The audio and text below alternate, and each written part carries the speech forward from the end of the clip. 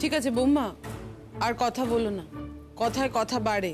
না না না না না, ওকে তো কথা বলতেই হবে, কথা ওকে বলতেই হবে। কথা না বললে ও জিতবে কি করে বল?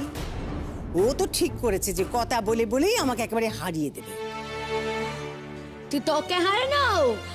বাপ রে বাপ, কার সাধ্য আছে রে তোকে হারাবে? কারোর সাধ্য নেই, সবাই হেরে যাবে তোর সাথে কথায়। তুই হারবি না, তুই জিতেই যাবি। তুই যা ছোগরুটে। ওর এই এক মেয়ে হয়েছে, সারাক্ষণ ওকে আমার রক্ষে করে চলতে হবে, আর ওর সমানে যা খুশি আমাকে বলে যাবে। যত বড় মুখ নয় তত বড় কথা। এই মেয়ে দেবো না, ওই বড় মুখ একেবারে নোড়া দিয়ে ভেঙে দেবো আমি। উফ, একটু যে ভালো করে খাবো তারও উপায় নেই। এমন একটা কীর্তি করলো যে মেজাজটাই বিগড়ে গেল।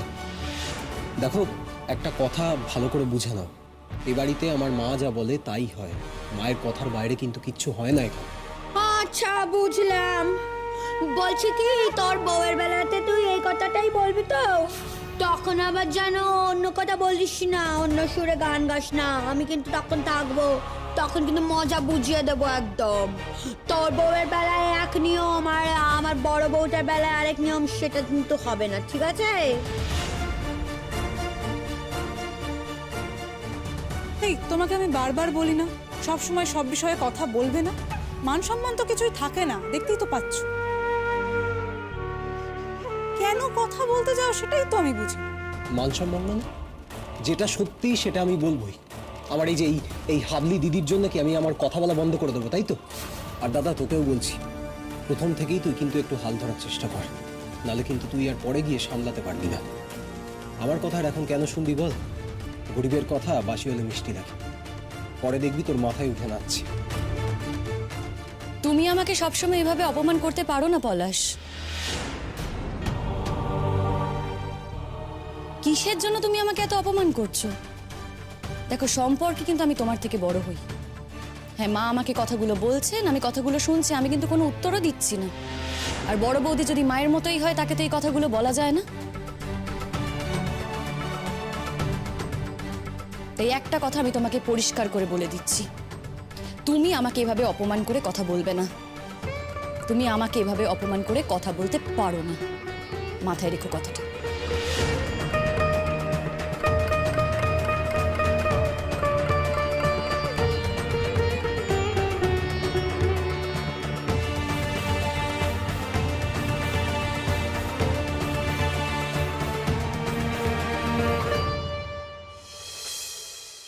এই না দিদি, তুমি এটা একটু রেখে আসো না। সবগুলো ওখান থেকে নিয়ে গিয়ে গাড়িতে, একদম গাড়ির মধ্যে। সাবধানে রাখবেন কিন্তু। হ্যাঁ, আমি পরে করছি। হয়েছে তোমাদের কমপ্লিট? হ্যাঁ, এই তো যা যা ছিল সব দিয়ে দিয়েছি, মোট 36টা ট্রে হয়েছে। যা হয়েছে চলো এবারে। বলছি সব তত্ত্ব গাড়িতে তোলা হয়ে গেছে? হ্যাঁ মা, এই তো বেরোনোর সময় হয়ে গেছে। মা, আপনি এখনো তৈরি হননি কেন? আমি আর যাবো না। যাবেন না মানে? কেন যাবেন না? আসলে আমি একটা অন্য কাজের কথা বলতে এসেছিলাম, সেটা আগে বলে নি। আপনি কিন্তু যেতেই পারতেন মা। মা, সবাই যাচ্ছে, আপনি একা কেন বাড়িতে থাকবেন? আর একা বাড়িতে থাকলে তো আপনার মন খারাপ করবে। মা চলুন না। তুমি চলো না ঠাম্মি, পিপি তোমাকে না দেখলে খুব কাঁদবে। তুমি তো যাচ্ছ, তুমি গেলে পিপি আর কাঁদবে না। মা, এটা কিন্তু খুব খারাপ হচ্ছে। ও কিন্তু আপনার জন্য অপেক্ষা করে থাকবে, ও খুব কষ্ট পাবে আপনাকে না দেখতে পেলে। চলুন না মা আপনি। আসলে কি বলতো, আমরা তো পুরোনো দিনের মানুষ, শত হলেও মেয়ের শ্বশুর বাড়ি, সেখানে মেয়ের বউ ভাতে যাবো, একটু কিরকম কিরকম লাগছে। কিচ্ছু কিরকম লাগছে না। মেয়ের বউ ভাতে মা যাবে না তো কে যাবে শুনি? আপনি যে কি বলেন না মা। চলো না মা, তোমার তো এটাই শেষ কাজ, চলো একবার ঘুরে আসি। আমাকে আর টানিস না। শোন না, আমি একটা কথা বলতে এসেছিলাম, যেটা এই বিয়ের তালে গোলে বেমালুম ভুলে গেছিলাম বলতে। এইটাও না তত্ত্বে দেবো ভেবেছিলাম, কিন্তু একদম ভুলে গেছিলাম বলতে। তোমাদের কাছে যদি ট্রেন না থাকে তাহলে এই ব্যাগটা করেও দিতে পারো। দেখি দেখি।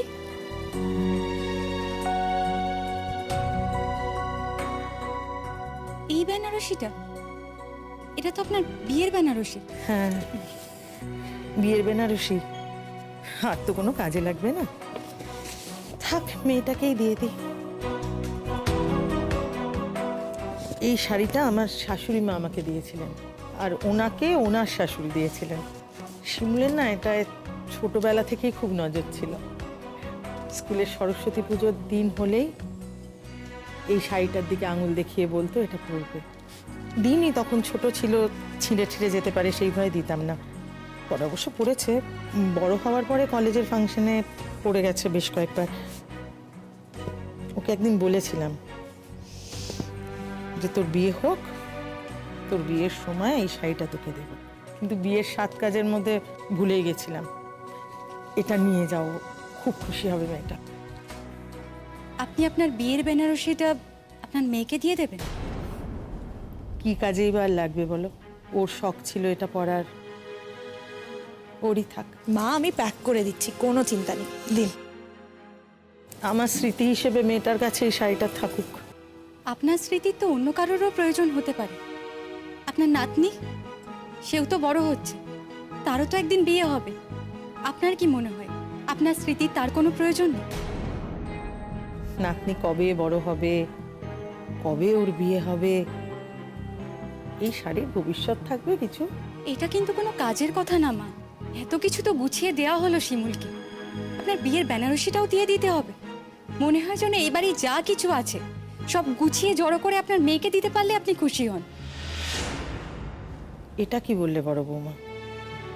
কি দিয়েছি মেয়েটাকে? এই বাড়ি কোন জিনিসটা দিয়েছি যে তুমি এই কথাটা বললে? বাড়ি থেকে তো কিছুই দিইনি। ওর দাদারা যা কিনে দিয়েছে তাই, আর আমার যেটুকু জমানো টাকা ছিল সেইটুকু দিয়ে যা করতে পেরেছি।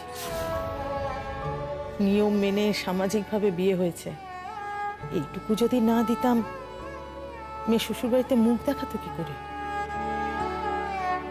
মিষ্টি, তোমারও বলিহারি। একটা খামোখার শাড়ি নিয়ে এরকম যুদ্ধ করছো কেন আমি বুঝতে পারছি না। আরে শাড়িটা তো মার যাকে খুশি মা দিতেই পারে। আর এই কথাটা তো জানো যে চিরকালই মার মেয়ের প্রতি পক্ষপাতিত্ব বেশি। সামান্য একটা শাড়ির জন্য কেন করছো দিদিভাই তুমি এরকম? দিক না মা এই শাড়িটা শিমুলকে। আর তাছাড়া আমাদের ঝলমলের কি কোনোদিন কোনো কিছুর অভাব হবে? এটা অভাব না অভাবের কথা নয়, কথাটা অন্য জায়গায়। মামায়ের স্পেশাল সবকিছু জিনিস নিজের মেয়েকে দিয়ে দেবেন কেন? আপনি তো আপনার সব গয়নাও মেয়েকে দিয়েছেন। বড় বৌমা, আমি যদি আমার গয়নাগুলো না দিতাম তাহলে তো আমার ছেলেদের উপরেই চাপ পড়তো, তাই না? হ্যাঁ সেটা মানলাম, কিন্তু এটাও তো ঠিক যে এত কিছু দেওয়ারও কোনো প্রয়োজন ছিল না। অত কিছু তো আমার নেইও বড় বৌমা, খুব সামান্য জিনিস ছিল, সেটুকুই দিয়েছি। না দিলে শ্বশুরবাড়িতে সম্মান থাকতো বলো? মা আপনি আপনার জিনিস আপনার মেয়েকে দিয়েছেন, তাতে কি হয়েছে? এটা তো ওরই প্রাপ্য। না, হিসেব মতো আমাদেরও প্রাপ্য হয়। আমরাও এই বাড়ির বউ, কেউ বানের চলে ভেসে আসিনি। সবটাই মেয়ের প্রাপ্য এরকম তো হতে পারে না। দেখো দিদিভাই, তুমি হিসেবের কথা বলছো, কিন্তু আমি হিসাবের কথা বলছি না। মায়ের জিনিস তো মেয়ে পাবে, এটাই স্বাভাবিক। আর মায়ের যদি মেয়ে না থাকতো তাহলে মা এগুলো আমাদের মধ্যে ভাগ করে দিতেন, কিন্তু এখন তো মেয়ে আছে। বুঝলাম, মায়ের মেয়ে আছে, আমরা পরের বাড়ির মেয়ে, কিন্তু ঝলমল ও তো এই বাড়ির মেয়ে। মায়ের কখনো মনে হয় না যে ওর জন্য স্মৃতির মতো কিছু একটা রেখে দিই? আমার কানাকড়ি যেটুকু আছে, গায়ে যেটুকু পরে থাকবো সেটুকু তো আমার নাতনিটারই থাকবে বড় বৌমা। তোমার কি মনে হয় আমার মেয়েকে আমি ঠিকঠাকভাবে গুছিয়ে বিয়ে থা দিতে পারবো না? তাই জন্য তুমি হঠাৎ করে মায়ের জিনিসপত্র নিয়ে বলতে শুরু করেছো? না না, তোমার দরকারটা কি আমি তো সেটাই বুঝতে পারছি না। হ্যাঁ, মায়ের জিনিস মা কাকে দেবে, মা যদি নিজের থেকে দিতে না চায় তুমি তার মধ্যে ঢুকছো কেন? আর আরেকটা কথা আমি স্পষ্টভাবে বলে দিচ্ছি মিষ্টি, আমার ঝলমলের জন্য কিচ্ছু লাগবে না। ওর বাবা একটা শক্ত সামর্থ্য মানুষ, তার সাধ্যমতো যেটুকু করবে তার মেয়ে ঠিক চলে যাবে। আমার মেয়ের জন্য কাউকে কিছু করতেও হবে না, কাউকে কিছু দিতেও হবে না। খুব সাধারণ একটা ব্যাপার, একটা সামান্য শাড়ি, মা সেটাও না দিয়ে পারছেন না। পরে যেই মনে পড়ে গেছে যে এই শাড়িটা তো দেওয়া হলো না, অমনি শাড়িটা নিয়ে এসেছে। সত্যি ভাবতেও খারাপ লাগে জানো তো। একটা পুরনো শাড়ি তো আপনি দিচ্ছেন, তাতে কি আপনার মেয়ের সম্মান থাকবে? বাকি সব জিনিসগুলো তো নতুন দিচ্ছি বড় বৌমা, ওই নতুন জিনিসের সঙ্গেই একটা পুরনো শাড়ি দিচ্ছি স্মৃতি হিসেবে। না না, আগেকার দিনের জিনিস না, রূপোর জড়ি টড়ি আছে, সেই জন্যই আপনি আপনার মেয়েকে দিচ্ছেন। যা কিছু ভ্যালুয়েবল সব তো আপনার মেয়েকে দিতে ইচ্ছা করে, তাই না মা? দিদিভাই মায়ের যদি দিতে ইচ্ছা করে তাহলে অসুবিধাটা কোথায়? শিমুল তো মায়েরই মেয়ে। আর প্রথমত মা মায়ের জিনিস কাকে দেবে সেইটার ডিসিশন নেওয়ার অধিকার শুধুমাত্র মায়েরই রয়েছে। আর দ্বিতীয়ত মায়ের শিমুলকে দেওয়ার হাজারবার হক আছে এবং শিমুলেরও নেওয়ার হক আছে। আর আমরাই বা এই বিষয়টা নিয়ে কেন এতবার কথা বলছি দিদি ভাই? আমার মেয়ে আছে, সেই জন্যে বললাম। তোমার তো বাচ্চা কাচ্চা হয়নি, তাই তুমি বুঝবে না।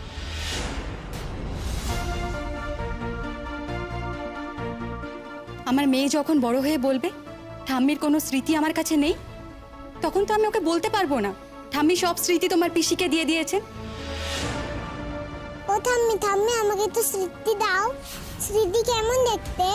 একটু স্মৃতি আমাকে দেখাও না। ছোট বৌমা, শাড়িটা দিতে হবে না। দেবেন বলে মন করে এনেছেন, এখন বলছেন দেবেন না। আমি বললাম বলেই তো, ঝলমলের জন্য রেখে দেবেন বলেন। ঝলমলের কোনো দরকার নেই। ওর বাবা ঠিকই বলেছেন, একটা মাত্র মেয়ে তো, ওর বাবাই সব ব্যবস্থা করে দিতে পারবে, অন্য কারোর দরকার পড়বে না। আর আমি সাহায্যের জন্য বলিনি, আমি বলেছি স্মৃতির জন্য। আপনি যখন চান আপনার মেয়ের কাছেই শুধু আপনার স্মৃতি থাকুক, তখন আমাদের কি বলার আছে? দরকার নেই, ঝলমলের জন্য রাখতে হবে না। মা আমি প্যাক করে নিয়েছি, আমি রাখছিও না। কিন্তু মা আমার মনে হয় আপনি যদি নিজের হাতে ওকে এই শাড়িটা দেন তাহলে ওর খুব ভালো লাগবে, ও খুব খুশি হবে। মা আমি তো যাব না। আমরা কিন্তু সবাই রেডি। হ্যাঁ হ্যাঁ, চলো, গেলে সবাই একসাথেই যাই। সেই ধারে গোবিন্দপুর যেতে হবে, আবার ওখান থেকে ফিরতেও তো হবে, দেরি হয়ে গেছে অলরেডি অনেক। চল, যাবি তো? হ্যাঁ যাবো বলেই তো দাঁড়িয়ে আছি দাদা। কাজরি তোমার হয়েছে? হ্যাঁ, মাকে নিয়ে যাবো তো, মাকে একটু সাজিয়ে গুছিয়ে নিয়ে আসি। তা মা যদি যাবেই তাহলে আগে থেকে রেডি হয়ে থাকেনি কেন? আমি তো বলিনি আমি যাব। আমি গেলে আবার বাড়িটা খালি থাকবে, সারা বাড়ি বন্ধ করতে হবে, অনেক ঝামেলা। বাদ দাও, আমি বাড়িতে থেকে যাচ্ছি। মা শিমুল সত্যি খুব আশা করে থাকবে যে আপনি যাবেন। একই মেয়েটার বিয়ে হয়ে গেছে, মেয়েটার মন মেজাজ খারাপ, মেয়েটা তো পর হয়ে গেছে মা। আর আজকের দিনে আপনি যদি না যান, ও সদ্য নতুন শ্বশুর বাড়িতে গেছে, সবকিছু যে খুব ভালোই ভালো হচ্ছে তা তো নয় মা। ও শাশুড়ির কথাবার্তাও তো আমরা শুনেছি। উনি যদি আমাদের এই কথাগুলো বলে থাকেন তার মানে নিশ্চয়ই শিমুলকেও বলেছে। এই সব কিছু মিলে মেয়েটার মন মেজাজ সত্যিই খুব খারাপ থাকবে মা। এরপরেও যদি আপনি না যান, আমি জানি মা শিমুল সত্যিই খুব মন খারাপ করবে। মেয়েকে যখন বিয়ে দিয়ে দিয়েছেন, আজকে বৌভাতের অনুষ্ঠানে আপনি চলুন না মা। সেটা আমিও চাই, শিমুলও চাই। চলো না ঠাম্মি, চলো চলো। তুমি যদি যাবেই মা, আর দেরি করো না, শেষকালে দেখবো তোমার জন্য দেরি হচ্ছে। যাও। আমি তো যাব বলে ভাবিনি রে, কিন্তু এখন ছোট বৌমা এমন ভাবে বলছে যে মা যদি তুমি যাও তাহলে রেডি হও, আর যদি না যাও তাহলে বলে দাও। এভাবে সময় নষ্ট করার কোনো মানে হয় না। আর তাছাড়া কন্যাযাত্রীদের বাসে বসিয়ে রেখেছি, আর কতক্ষণ অপেক্ষা করবে ওরা? আমরা বাড়ির লোকেরাই শুধু যাচ্ছি না। আমি একটা কথা বলি, তোরা চলেই যা, তোরা এগো, আমি সদর দরজা বন্ধ করে আসি তোদের সাথে গিয়ে। মা আপনি আজকে দিনে এটা করতে পারেন না মা। মেয়েটা সত্যি আপনার আশায় বসে থাকবে। একবার মেয়েটার মুখটার কথা ভাবুন তো। তাছাড়া শ্বশুর বাড়িটা কেমন আপনার দেখতে ইচ্ছা করছে না? আপনি তো দেখেনও নি ও শ্বশুর বাড়ি, আমরা তো গিয়ে দেখে এসেছিলাম। মা আপনি চলুন, আমি গিয়ে আপনাকে চট করে শাড়িটা পরিয়ে দিচ্ছি। ও ঠাম্মি চলো না। এত করে বলছো যে তোমার কথা ফেলতে ইচ্ছে করছে না, চলো তাহলে। তবে আমার যে মন নেই সেটা আমি বলতে পারি। ঠিক আছে মা, আপনার খুব মনের দরকার নেই, আপনার অল্প মন থাকলেই হলো। ওখানেই অল্প মন নিয়ে চলুন, তারপর শিমুলকে দেখে একেবারে মন ভরে ফিরে আসবেন। চলো তাহলে। ঝলমল চলো। চাও চাও চাও চাও চাও চাও চাও, তাড়াতাড়ি তাড়াতাড়ি তাড়াতাড়ি। সেই যাবেন, মাঝখান থেকে শুধু শুধু দেরি করিয়ে দিচ্ছে। আশ্চর্য। চুপ করো না। ছেড়ে ছেড়েই তো আজকে এই অবস্থা, দেখতে পাচ্ছ না? বাড়ি থেকে সামান্য একটা বেনারসি শাড়ি, সেটাও মেয়ের কাছে চলে যাচ্ছে। আচ্ছা, মার যদি এ ব্যাপারে কোনো বিবেচনা না থাকে তাহলে তো তুমি জোর করে বিবেচনা তৈরি করতে পারবে না বৌদি। আর মা যখন ঠিক করেছে এই শাড়িটা শিমুলকে দেবে, তখন অন্য কাউকে দেবে না। তো ছেড়ে দাও না বৌদি, এখন এসব কথা বলে কি লাভ? আর তাছাড়া এগুলো তো আমরা অনেক আগে থেকেই জানি। কাজরি মাকে নিয়ে আসুক, আমরা বরং বাসে গিয়ে বসি। হ্যাঁ হ্যাঁ, তাই চলো। কনেযাত্রী যারা যাবে সে কখন থেকে বসে আছে, কি ভাবছে কে জানে। চলো চল।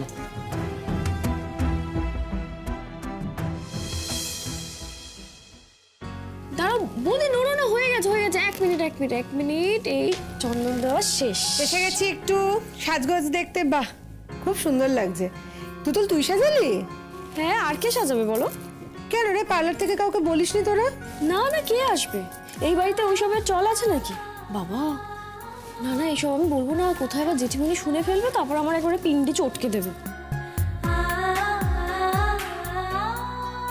কই কই বউ, এ দেখ আমি কত সুন্দর করে সেরেছি, আমাকে সুন্দর লাগছে না? তুতুল, তুই তো আমাকে সাজিয়ে দিলি না। বউকে সাজাতে তুই বুড়ি হয়ে গেলি। তো কি আর করবো বলো পুতুল দি, বৌদি ভাইয়ের এতটা সাজ, একটু সময় তো লাগবেই। আর তোমার তো তর্স হইলো না, বউ সাজার আগে নিজে সেজে বসে রইলে। তো কি করবো আমি? হ্যাঁ, আজকে আমাদের বাড়িতে কত লোকজন আসবে, আর আমি যদি এখন না সাজি, আমাকে যদি দেখে কারোর পছন্দ হয়ে যায়, তাহলে আমাকে তো বিয়ে করতে হবে, তাই না? তাই তো আমি কাকিমাকে গিয়ে বললাম যে কাকিমা আমাকে সুন্দর করে সাজিয়ে দাও তো।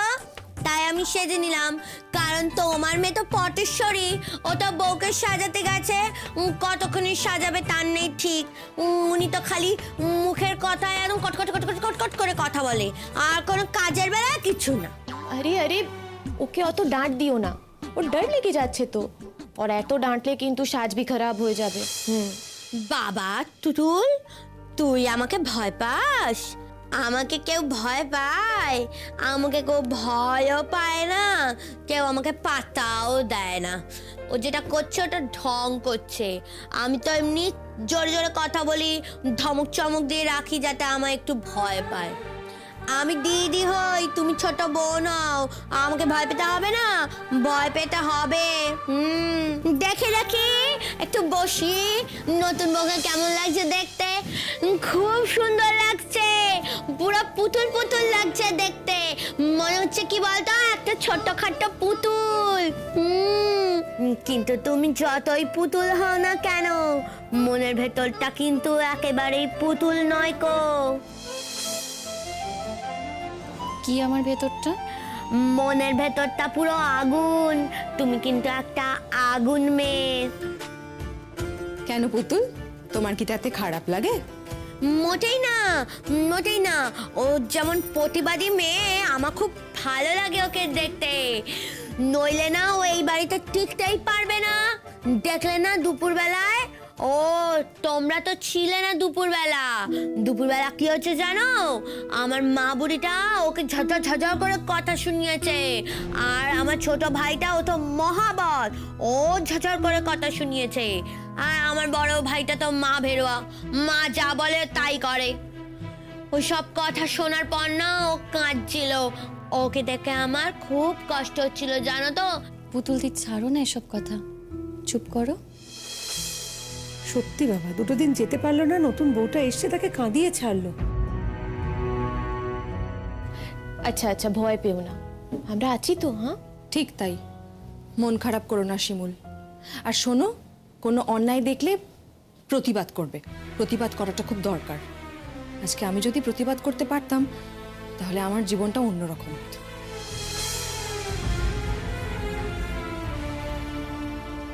ও তুমি বোধহয় কিছুই জানো না, শুনবে সব আস্তে আস্তে।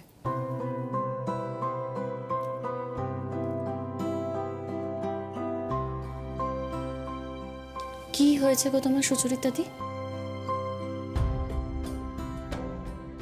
আচ্ছা, সেসব কথা না হয় পরে হবে, তুমি তো এখন আছোই, সবটা তো জানতেই পারবে।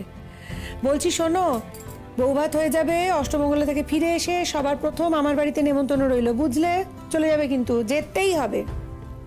দেখো আমার হাতে তো কিছুই নেই, মা যদি যেতে দেন তো যাব। কোনোদিন যেতে দেবে না, যেতে দেয় নাকি কখনো? তাহলে আর কি করে যাব বলো? কেন যেতে দেবে নাই বা কেন, এটাই তো বুঝতে পারছি না, অদ্ভুত। দুটো বাড়ি তো পরে থাকি, আমরা পাড়ার সব বউরা মিলে মাঝে মাঝে একসঙ্গে জড়ো হই, গল্প জমাই, আড্ডা দিই, খাওয়া দাওয়া করি। তো সেখানে একটা নেমন্তন্ন করবো তোমাকে আমার বাড়ি, তোমাকে আসতে দেবে না? অদ্ভুত তো। আসলে কিচ্ছু না, প্রাণে ভয়। সব পাড়ার বউরা যদি একজোট হয়ে যায়, তখন তো এরা মুশকিলে পড়বে, ঢিকপিক ঢিকপিক করছে ভিতরে। একদিন তাই হবে বিপাশা, দেখো আমাদের সঙ্গে যা যা অন্যায় হয়েছে, যা যা অসম্মান হয়েছে, সবকিছুর জবাব দেবো আমরা এইভাবে একজোট হয়ে। সুচরিতা দি, তুমি মন খারাপ করো না, তোমার মন খারাপ দেখলে না আমাদের भी অনেক খারাপ লাগে। আমার আর মন খারাপ হয় না রে, সুচরিতা, আমি যদি কোনোদিনও তোর বরটাকে দেখতে পাই না, আমি শুনেছি ও মাঝে মাঝে এই পাড়ায় আসে, আমার চোখে এখনো পড়েনি। যদি কোনোদিন আমার চোখে পড়ে তাহলে তার একদিন কি আমার একদিন। কি করবে তুমি পুতুল, কি করবে বলো? কি করব? ধরে এমন মারবো না, বলবো সুন্দরী রূপসী বউটাকে ছেড়ে তুমি অন্য মেয়ের কাছে গিয়ে থাকছো। হ্যাঁ, তুমি এই নাকি শিক্ষা দীক্ষা আছে তোমার, এই শিক্ষা দীক্ষা ছিড়ি ওরম শিক্ষা দীক্ষা কাটায় আগুন। সুচরিতা দি, আজ তোমার বউ ভাত, জীবনের একটা বিশেষ দিন। আজকের দিনে আর এসব কথা তুলে লাভ নেই। আমিও চাইনি, বিশ্বাস করো, কেন যে বলে ফেললাম। তাই একটা কথা থেকে এত কথা। পরে শুনবে।